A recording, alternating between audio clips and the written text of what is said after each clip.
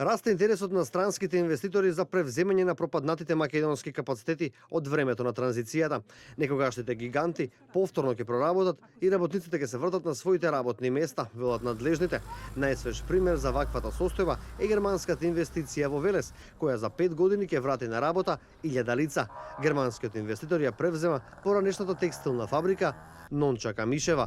Инвестицијата ќе достигне и до 7 милиони евра. It takes a lot of headaches and a lot of hard work. Бара многу главоболки, многу напорна работа. And I want to thank Mr. Piszewski and Mr. Naumov for all the work and their team, for all the work they have done to make the impossible possible. И воедно се заблагодарувам на господинот Пешевски, на господинот Наумов, а и на нивниот тим исто така, кои што многу напорно работеа за ова да се случи. И поранешна Порцеланка е една од компаниите на која странските инвеститори и дадоа втора шанса. Дополнително во Велес инвестираше и Маркарт, компанија која драстично влијаеше во намалувањето на невработеноста во градот.